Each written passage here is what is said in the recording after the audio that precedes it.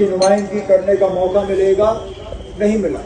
چلیے، اللہ تعالیٰ کو منظور نہیں تھا، اور اللہ تعالیٰ کے سامنے ہم کون ہوتے ہیں؟ لیکن مجھے افسوس اس بات کا رہا کہ میں نے اس وقت جو بارہمولہ پارلیمانی حلقوں کے ووٹروں سے گزارش کی تھی،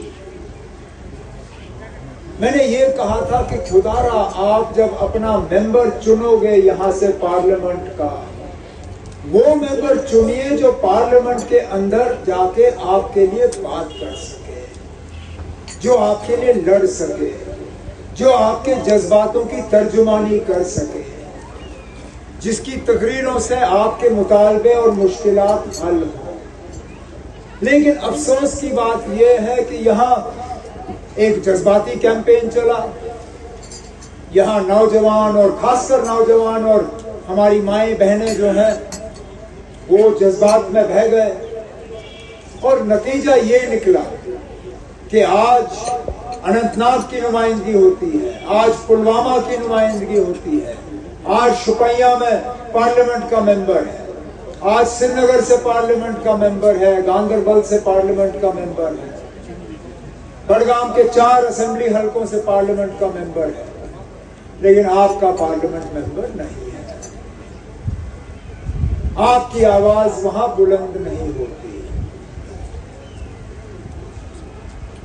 اب اس الیکشن میں آپ کے پاس موقع ہے کہ کم سے کم جو پارلیمنٹ میں ہماری آواز نہیں رہی، کم از کم آپ کے جذباتوں کی ترجمانی، آپ کی آواز، آپ کے مطالبے، آپ کے پریشانیاں لے کے آپ کا نمائندہ اسمبلی میں جا کے آپ کے لیے بات کر سکے، لڑ سکے۔ انشاءاللہ 8 اکتوبر کو حکومت بننے کے بعد وہاں منسٹر بن کے آپ کی نمائندگی کر سکے۔ لیکن اس کے لیے بہت ضروری ہے کہ ہم سوچ سمجھ کے اپنے ووٹ کا استعمال کریں۔ ہمیں تقسیم کرنے کی کوشش کی جائے گی، ہماری آواز کو یہاں کمزور کرنے کی کوشش کی جائے گی، ہمیں الگ الگ امیدواروں کے پیچھے جو ہے لگایا جانے کی کوشش کی جائے گی۔ لیکن ہم اگر تقسیم ہوئے، ہم اگر بٹ گئے، ہمارے ووٹ اگر الگ الگ ہو گئے تو ہمیں نقصان ہوگا اس بات کا۔ لیکن اب چلیے، پارلیمنٹ میں جو ہوا سو ہوا۔ یہ اسمبلی الیکشن جو ہے، جہاں ایک طرف سے ہمارا فرض ہے کہ ہم آپ کے روزمرہ کے مطالبے حل کریں، وہاں دوسرے طرف سے ہم نے یہ بھی دیکھنا ہے کہ خدا نہ خواستہ 5 اگست 2019 کو جو ہمارے ساتھ ہوا، ہمارے حقوق جو ہم سے چھینے گئے، ہماری شناخت جو ہم سے لی گئی، ہمارے زمینوں کو جو خطرہ پڑا، ہمارے نوجوانوں کے روزگار کے حق کو جو ہم سے چھینا گیا، کہیں خدا نہ خواستہ اس پہ اسمبلی سے منظوری کی مہر تو نہیں لگنی چاہیے۔ میرے ساتھیوں نے یہاں تقریر کی اور کہا یہ بی جے پی والے یہاں ووٹ کیوں مانگتے ہیں کہ امیدوار نہیں ہے۔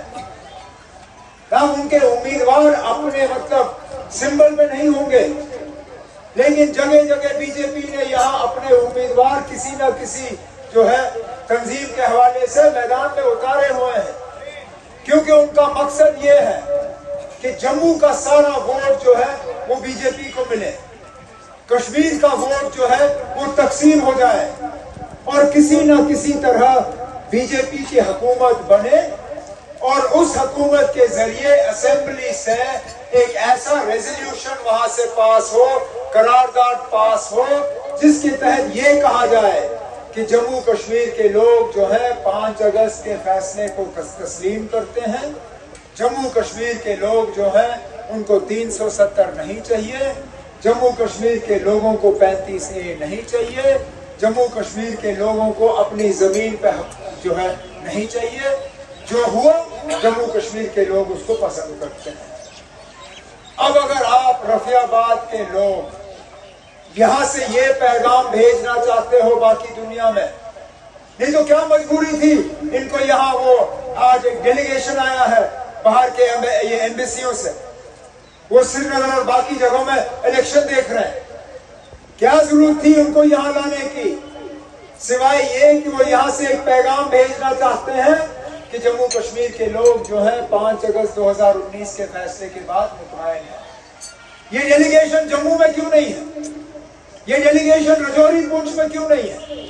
इस डेलीगेशन को श्रीनगर भेजने का मकसद ही ये था कि ये आपके बारे में एक गलत राय बाकी दुनिया में फैलाएं, और हमें इस चीज से होशियार रहना पड़ेगा, खबरदार रहना पड़ेगा। इन्होंने वो लोग मैदान में उतारे हैं जिनका आज सही रूप जो है, सही शक्ल लोगों के सामने आ रही है।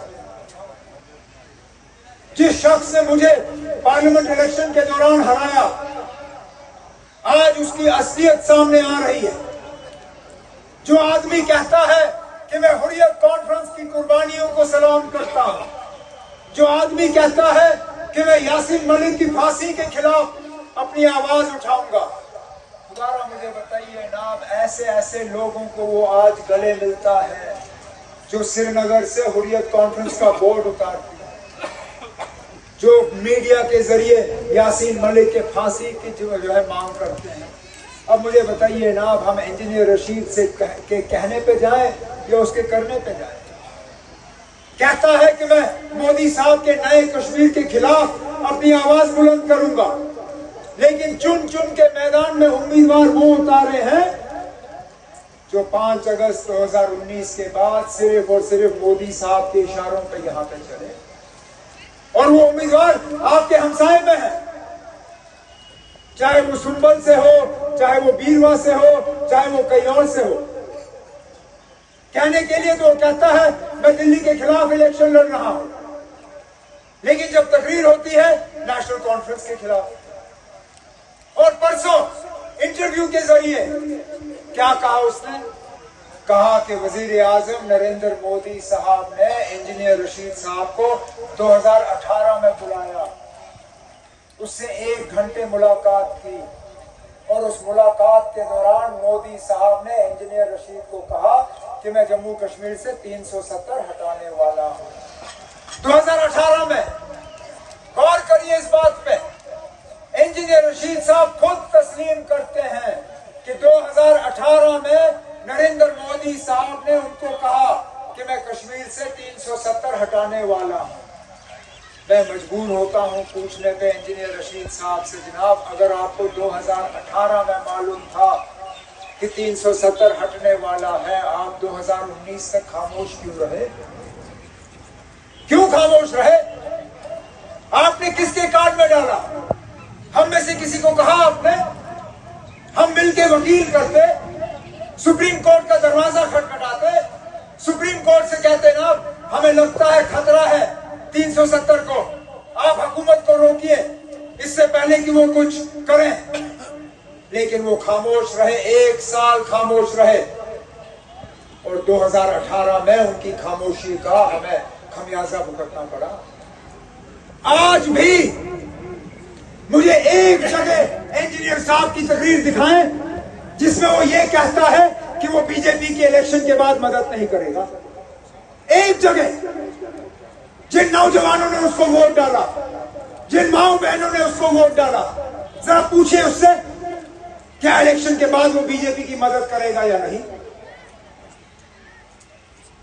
अमित शाह साहब ने खुद कहा कि ये नेशनल और कांग्रेस वालों के अलावा अगर कल को हमें एमएलए की जरूरत पड़ेगी हम बाकी पार्टियों से बात करेंगे। बाकी पार्टियों का मतलब कौन? Apni party, people's conference, Awami Ittehad party, आजाद उम्मीदवार। मतलब ये कि बीजेपी ने इन लोगों को पहले ही अपने खाते में गिनना शुरू किया है। अब रफियाबाद के लोगों ने तय करना है क्या आपको बीजेपी की हुकूमत चाहिए या अपनी हुकूमत चाहिए, आप लोगों की अपनी हुकूमत। ये फैसला आपने करना है, क्योंकि पिछले 5-6 साल का हम आज भी खमियाजा भुगत रहे हैं। चलिए छोड़िए हमारी रियासत का दर्जा नहीं है, छोड़िए हमारे पास अपना झंडा नहीं है, छोड़िए हमारे पास आईन नहीं है, छोड़िए, हमारे पास अपनी जमीन पे हक नहीं है। रोजमर्रा की परेशानियों का कम गिनना शुरू करिए ना। कौन सा ऐसा बेरोजगार नौजवान है जिसको पिछले 5 साल में रोजगार का ऑर्डर मिला हो? कहीं पे भी इन इलाकों में पुलिस की भर्ती हुई? कहीं पे भी कोई नौजवान ऐसा है जिसको पिछले 5 साल में मुलाजमत का ऑर्डर मिला हो? आज नौजवान हमारे बेरोजगार परेशान। हमने अपने मंशूर में वादा किया है कि इंशाअल्लाह अगर 8 अक्टूबर को अल्लाह ने चाहा और आपके वोट हमें हासिल हुए और हमारी हुकूमत बनी, हम पहले दिनों के अंदर 1 लाख से ज्यादा सरकारी नौकरियां यहाँ के नौजवानों को देना शुरू करेंगे। यहाँ कौन सा ऐसा घर है जो बिजली को लेके परेशान नहीं है? बिजली 8-8, 10-10, 12-12 घंटे कट और बिजली का बिल आपको वक्त पे मिलता है। बिजली की फीस जब जावेद साहब आपके एमएलए थे 200, 250, 300 रुपए महीने से ज्यादा नहीं।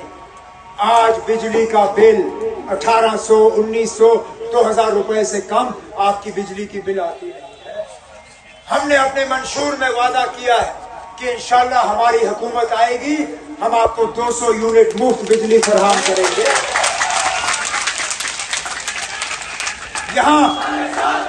यहाँ